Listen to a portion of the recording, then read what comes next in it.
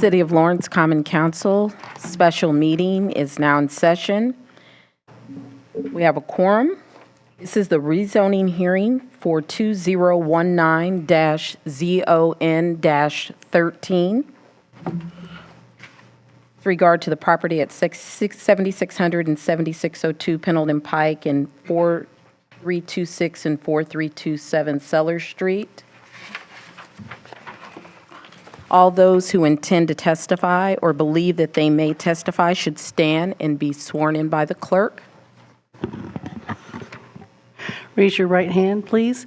Do you swear or affirm that the testimony you're about to give is the truth, the whole truth, and nothing but the truth, so help you God?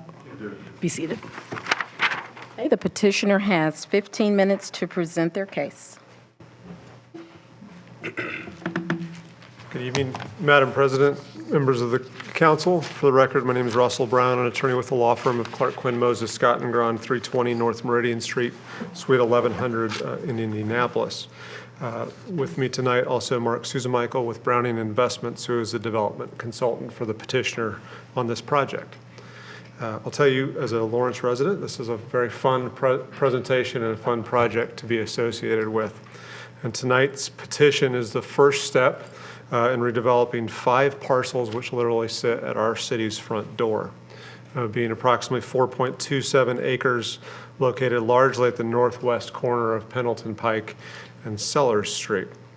As any resident of Lawrence who's been here for more than a decade, we still refer to that as the Knights Inn property, largely, though that structure has been gone for almost a decade now, as I look back at aerials. Tonight's petition is what the petitioner and the city's redevelopment commission hope to be the keystone in development for the Lawrence Trades District, providing a high-profile, standard-setting development at the primary entrance to the trade district and to the city from northbound 465 traffic as well as Pendleton Pike traffic. Provided just a couple of reference documents to you. The first document, the press release on the top of the packets, was what was announced by the city in late September that Lawrence had, beating out our friends from Fishers, which is always fun, attracted a new corporate home of Frigi Engineered Solutions. Frigi is a nearly 6 decades old company with roughly 150 employees who will be relocating and offering its ongoing mechanical, electrical and plumbing design, build, and service to customers from this new location. As you can see in the plan of operation, which is the second document before you, in the site plan, the new building, which will be nearly 50,000 square feet in size, will consist of office, warehouse, fabrication, and training space. And upon completion, will represent a nearly $4 million investment at this corner. Which, as we all know, has been vacant starting with the closure of that convenience store during the widening of Pendleton Pike in approximately 2003. In addition to acquiring the 4 parcels from the city's redevelopment commission, the petitioner is under contract to acquire what is currently a residentially improved property at the southeast corner of Sellers and Allen Street. That property will initially be scraped and eventually be utilized for fleet and outdoor storage affiliated with the primary office, warehouse, and fabrication space. The proposed development here, we believe, sets the tone in use and architecture for the desired redevelopment of this corner. We have provided kind of the second and third large documents, proposed elevations for the development in those materials. That has been shared and reviewed with the Redevelopment Commission through this process as part of the project agreement with the developer here. If you have been on site, which I trust many of you have, you know there's a pretty significant change in grade on this property as it moves from south to north, which will work well with the building design here. It does require some creativity in the use of the northern part of the parcel here, which is why you have a loading area located along that kind of northern area. That will be at grade, it won't be sunken, but does allow for the loading area to be kind of hidden there from Pendleton Pike. We think the design team has taken good care to design an appropriately sized and oriented building which utilizes the attributes of this facility, the visibility and the location while properly addressing those challenges. And we hope that those elevations reflect that care that's been put into the design. The staff report does indicate that this proposal is not in compliance with the comp plan. However, which provides for a more commercial type of use on a large portion here. While the use here is what would generally be considered a light industrial use, we believe it does fit in with the vision that the City of Lawrence has promulgated in its trade district efforts for much of the last 3 years. The City of Lawrence, as the primary landowner, has negotiated to bring this project to fruition. It's petitioner's belief that this use will be successful here, and it will fit well in the city's vision for the trades district, which focuses on bringing skilled trades employment to an area of the city which has long housed warehouse and other light industrial facilities. This rezoning and the investment proposed by Freegee will also assist in financing future development projects within the district, including infrastructure repairs and improvements that are necessary. The site plan proposed does require the granting of the vacation of a public right-of-way commonly known as Plummer Street. That petition is currently pending before the City of Indianapolis's Plat Committee. And as the staff report mentioned, there are also a number of variances required for the proposed development, which are scheduled to come before the Lawrence Board of Zoning Appeals 2 weeks from tomorrow.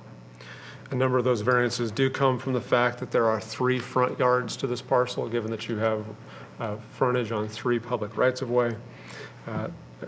This does create setback issues as well as some development standards related to having that loading area fronting on Allen Street.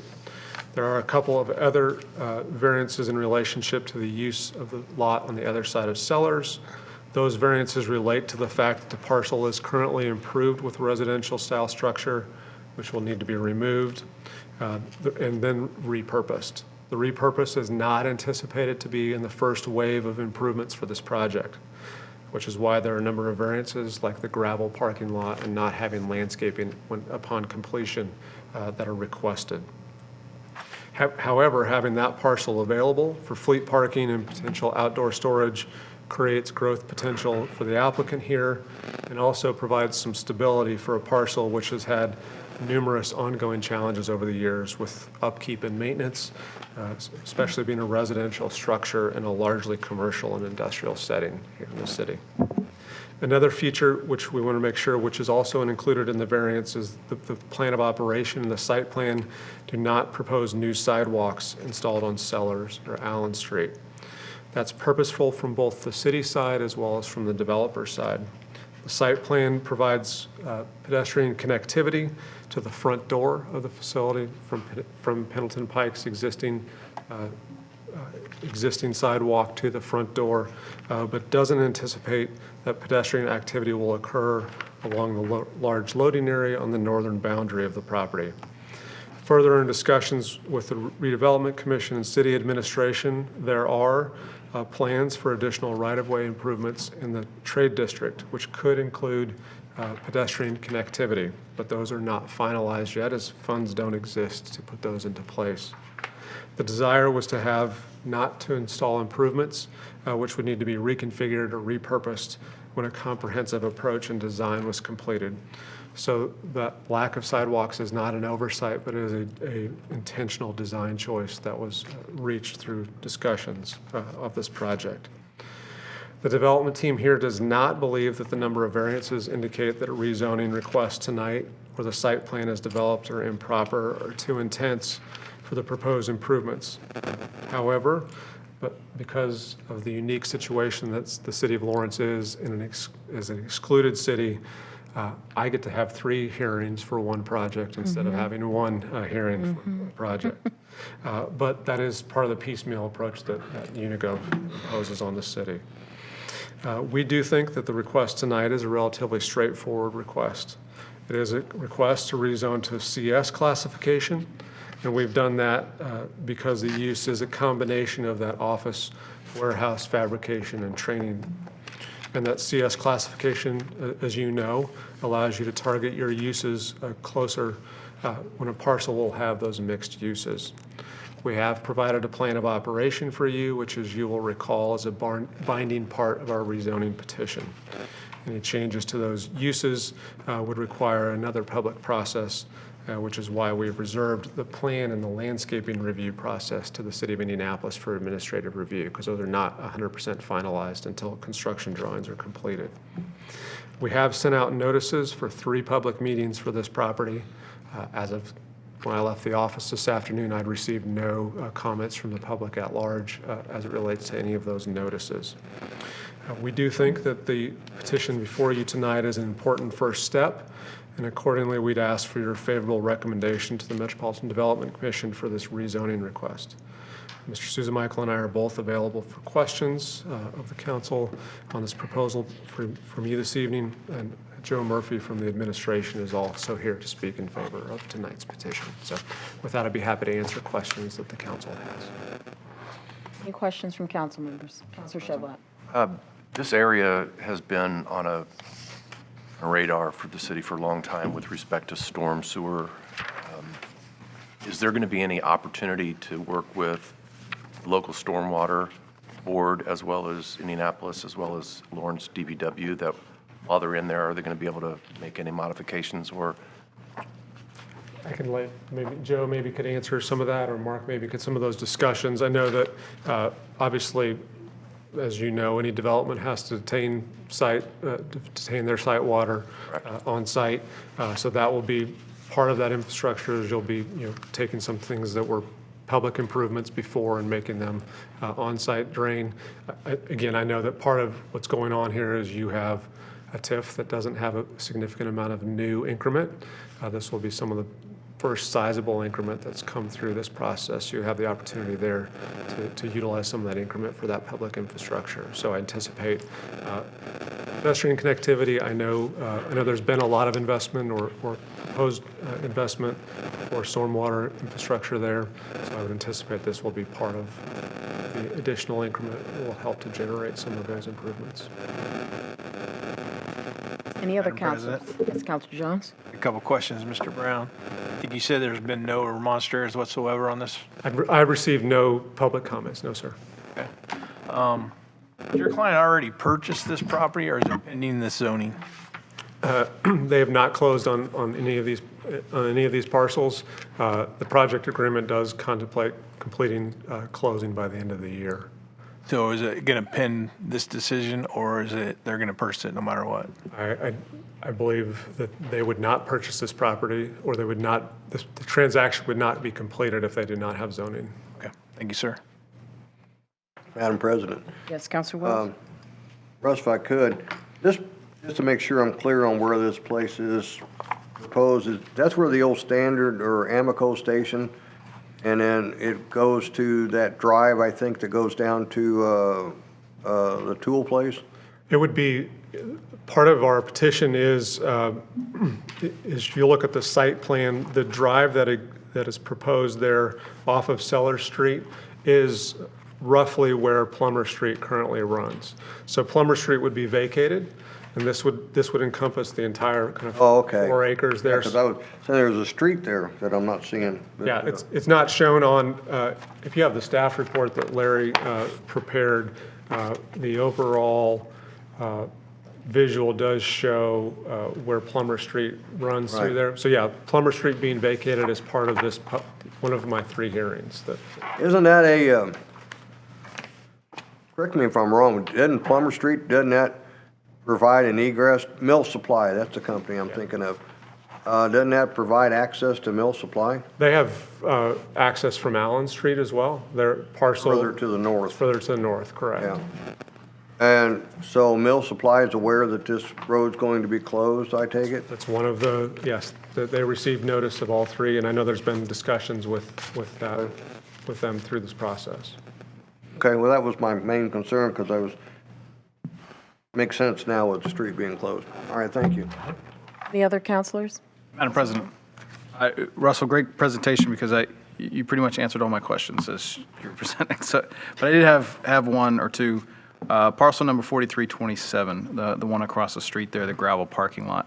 Could you talk to me a little bit more about that? Is there going to be some site abate? You said no landscaping or site abatement to that, or? So initially, No. The goal there is to take down, there's two structures on the property. There's a house and kind of an outbuilding.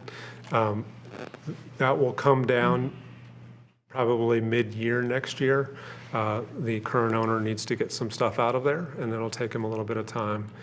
So that will come down probably mid-year when this construction is ongoing. It will not be immediately utilized every day, but it would be utilized for overflow. The long-term goal would be, yes, it would be a paved, landscaped part of the project. But it's mainly for overflow purposes initially. It's just not in the pro forma to necessarily do it on day one.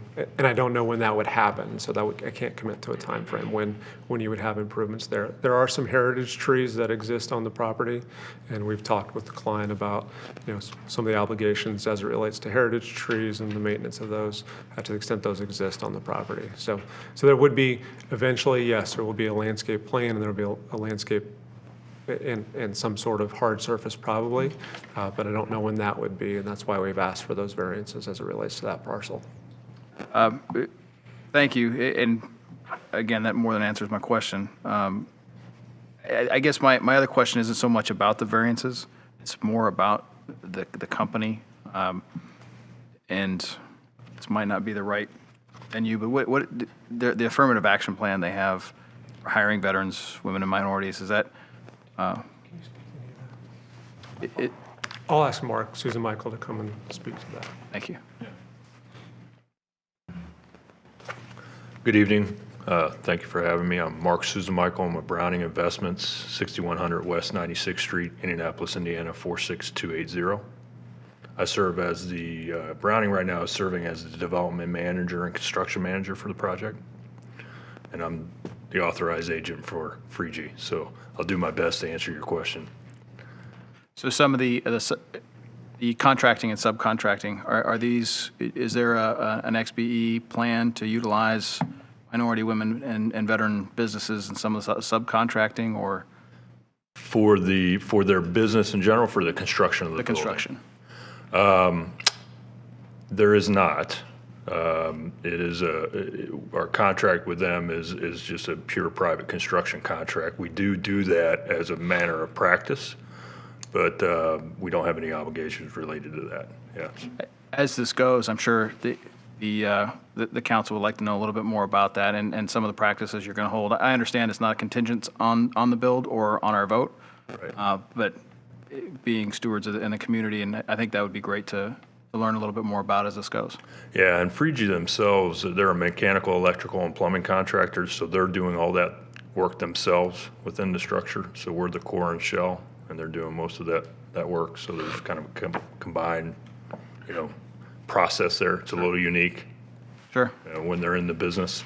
Why pay somebody else when you Yeah, can do it yourself, exactly. right? Yeah. Yeah. Okay, that's all I had. Thank you. Any other counselors?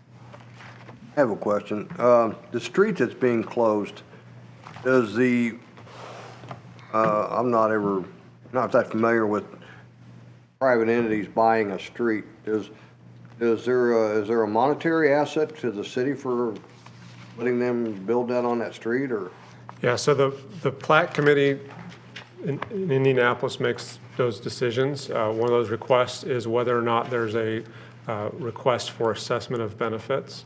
We have requested a waiver of that, given that the city is the owner of those parcels. The city of Lawrence has or will be issuing a letter of support and a request for that waiver. Otherwise, the process is you go out and pay an appraiser to give you an appraised value of that land that's being transferred to the private entity, and you would pay that as a condition upon the approval of that vacation. So that's the process generally. Here we have requested a waiver of that, given that the city is the selling party. So they've already agreed upon the waiver and the city has, or? No, the city of Lawrence is requesting that of the plat committee. Okay. Yeah, Okay. so the plat committee ultimately makes that determination about whether or not that waiver would be granted. Do you know if that area is in a TIF district? I believe it is, yes, sir.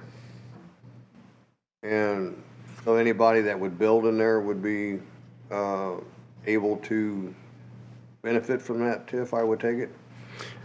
Yeah, I mean, generally, you could have TIF finance, but on this project, Mark can maybe speak to more of the financial details of this.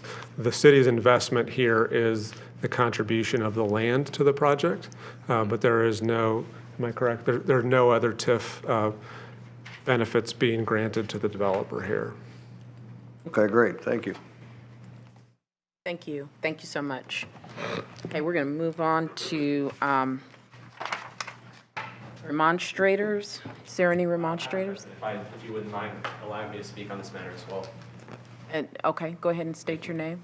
My name is Joe Murphy. I serve as Deputy Chief of Staff to Mayor Collier, and I'm here on behalf of the administration to voice my support for the project as well and for the rezoning of the project. The City of Lawrence believes that this project will be a cornerstone for its trades district, a project that you guys are, I'm sure, well aware of, and has now been on the books for about 3 years.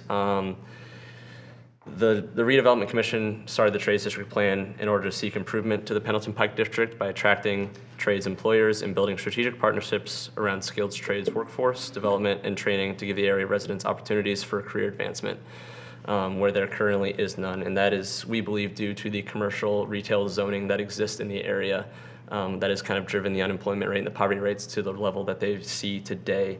By reversing that zoning and marking it as commercial special and allowing Freegee to build this structure, we believe that we can kind of reverse some of those effects and fully take advantage of this trades district plan. It is imperative that we allow Freegee to do this because by nature of having a skilled trade, they must fit several different types of activity onto one site. These include office, professional, warehousing, prefabrication, and training.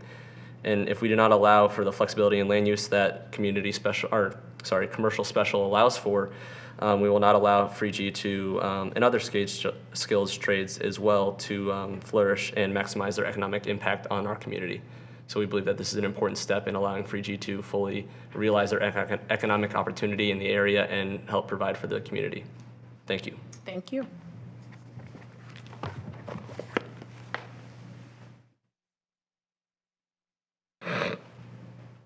Okay, we're moving on to, are there any remonstrators? Please state your name and address for the record. I'm Derek Hammer, 18903 Hague Road, Noblesville. I also own the property at 7507 Cruz, which is just to the northwest of this proposed property. I guess I'd like to start by saying that it's exciting that Freegee is considering building in this facility. I've owned the building there now since 2007, so pre-Knights Inn House of Ill Repute days. Very excited about this. We do have some concerns as drainage in that area, as mentioned before, has been a serious issue.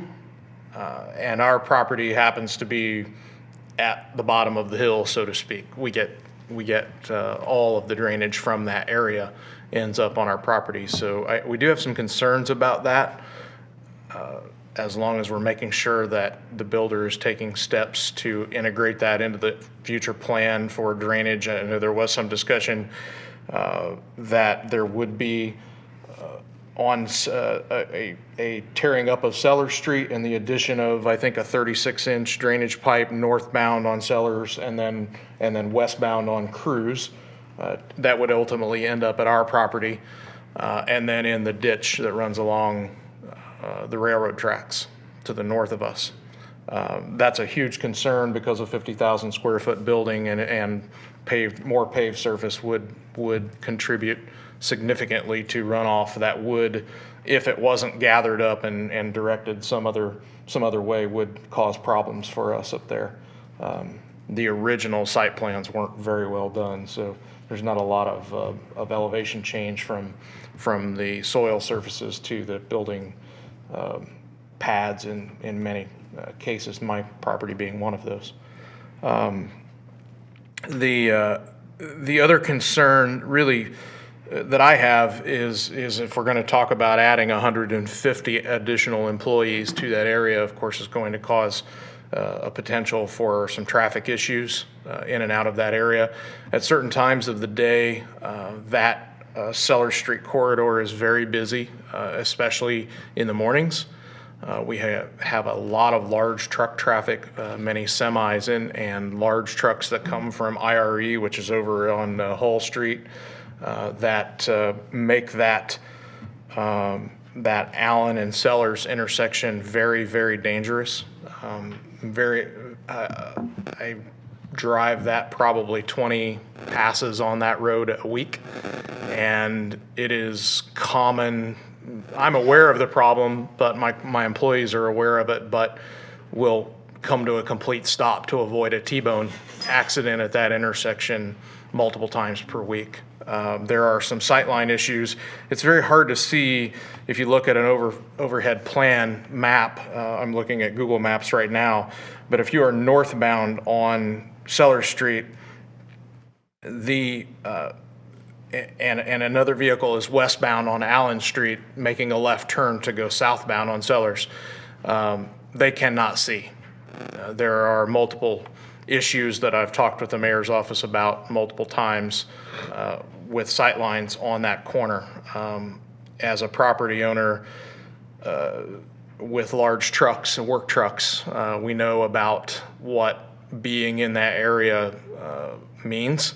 And that means that you have to barbed wire fence everything if you don't want to lose everything.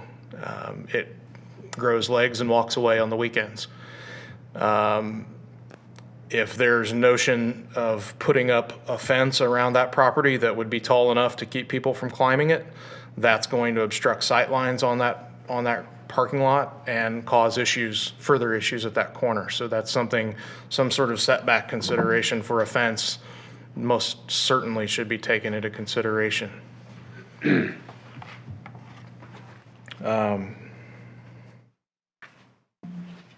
Otherwise, very excited about the project and glad to see that someone's finally thinking about purchasing the property and doing more to the neighborhood for us.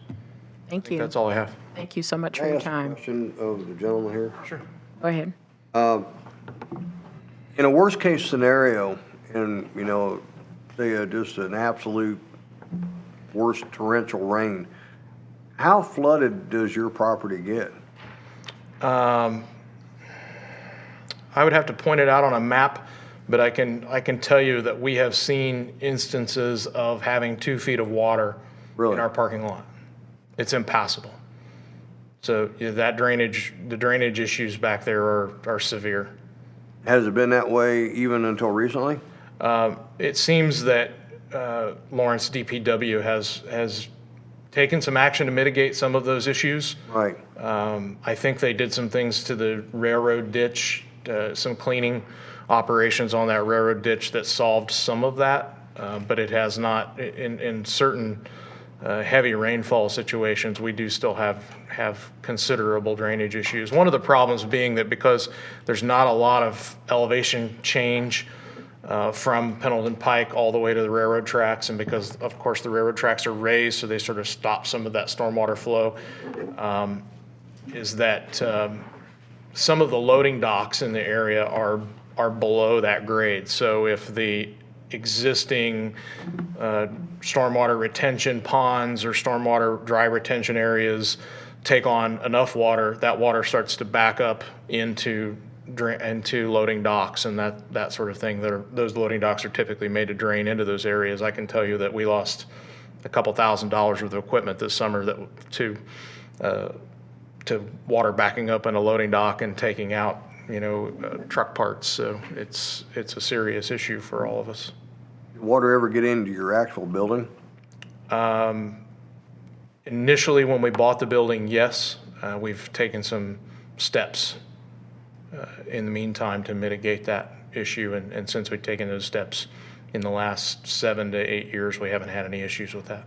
And I'm thinking, I've put snow over in that area, for different companies, but it seems to me that the area where they're proposing this is higher, because the ground goes It is. lower towards your place. It does. The ground slope, the Pendleton Pike is the high point, and everything slopes toward the railroad tracks. Well, I would definitely hope that, I'm like you, I think this is a plus for our city, but we definitely need to the city needs to consider your situation. And as a layperson, I wasn't sure if this was the appropriate venue for this discussion or not, so apologize if it wasn't, but it's certainly something that I wouldn't want to see it. I don't see a problem with zoning change. I see a problem with making sure that somewhere in the process of all of this, that there are some stipulations made that some of these issues are taken care of. Sounds like there might be some opportunity via the TIF, so that might be really good news for, Sure.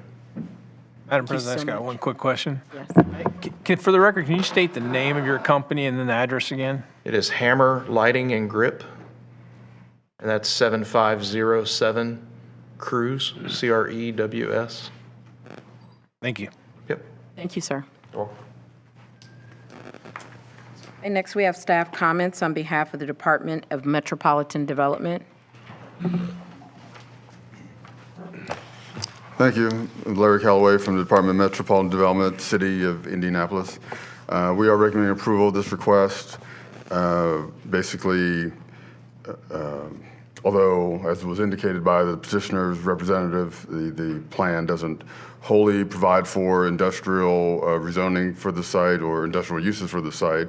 The district they're rezoning to is a commercial special district, which can encompass all types of uses, including industrial, commercial, and residential. In this case, they're asking for industrial flex space with some fabrication. But considering that Cellar Street basically essentially functions as access to a small industrial park to the north, zoned I3, more intense than they're proposing, we saw this as a very reasonable request in light of that. As was mentioned, a variance petition was on file, which, when we saw the site plan initially, we realized there would be some variances. The most concerning was the gravel parking area as to in addressing that. And there's a few other things that were concerning, but the vast majority of the variances are understandable based on, as the petitioner indicated, the three frontages that prompt a lot of those variances. And so we are going to support the majority of those variances, but there are a few that we do have some questions about, and that'll be addressed as indicated by the Lawrence Board of Zoning Appeals when we have that hearing. This case, if you do approve it, or it will be placed on the docket of the Metropolitan Development Commission on December 18th, 2019, on the no appeals docket. If it's not appealed, they will vote to on your recommendation at that hearing. And with that, I guess I would mention the remonstrators or the interested parties' concerns about the parking lot or the site at 4327 Sellers and the intersection of Allen and Sellers. Any kind of development at that corner with regard to fencing or landscaping that may block clear site would be something we'd be looking at and reviewing any type of plan to make sure that area is clear. Clearer probably than it is now because of the building that's there is kind of right in that clear site triangle and creates that issue. So anyway, with that, we are recommending approval, and I'd be happy to answer any questions you might have. Any questions? Madam President. Yes, Councilor Wells? Mr. Callaway, I know that the Pendleton Pike is a state highway, but would it be possible, gentlemen's concerns about the traffic, that an entrance to Pendleton Pike to this property could be put in? I would doubt that in this location, because that's going to be limited access right away, and I doubt any cut could be provided for southwest of Sellers because of that. Most likely anybody coming off the property is going to probably head to the interstate, and that would just be a right turn and you'd be right there. But anyway, that was just a thought. Thank you. Sure. Thank you, sir. petitioner has 5 minutes for rebuttal and closing statement. I'll be very brief. Larry actually did most of my job for me, so thanks. As it relates to the clear site triangle, I was going to address that issue as it relates to any new development on that corner of Sellers and Allen. Part of what we would have to do is comply with anything, any landscaping or any fencing would have to get administrative approval. So they would confirm that we're not planting anything or putting anything in the clear site triangle. I think it actually will be better given how close that home is to Allen Street. It's pretty tight against Allen Street as it exists today. Counselor Wells, I think there's actually title restrictions as it relates to access from this parcel to Pendleton Pike. I think they got paid pretty handsomely for giving out that access, which is probably the reason that convenience store closed in 2003, is I think they gave up as part of the acquisition of right-of-way for Pendleton Pike widening. They gave up their right to have an access there. So I think that would be prohibited, wouldn't be possible going forward. Yeah, as it relates to any project in this area of the city, drainage is always, since I was a member of the Board of Zoning Appeals in 2004, that was an issue anytime we had a petition in this area of the city, is drainage has always been a concern. I think there's a lot of emphasis being placed by the city, and as mentioned, I think part of what this does, as well as the work of the administration in getting stormwater fees back from Indianapolis to make improvements to the stormwater system in the city, allow those improvements to move forward. I know Councilor Giles has spent a lot of time, and I see his Facebook pictures about documenting when we have the stormwater issues in his district specifically. So I think there is opportunities through the TIF improvements to make some of those. I appreciate the concerns of the neighboring business owner and appreciate his enthusiasm for this project. Hope you'll share in that enthusiasm. Hope you'll send a favorable recommendation to the Metropolitan Development Commission for this. And with that, happy to answer any questions that the council has. Any final questions for Mr. Brown? Okay, seeing none, we have remonstrators have 5 minutes for rebuttal and for closing statement. Do you have a closing statement or anything you'd like to say, sir, in closing? Okay, thank you. All right, everyone has a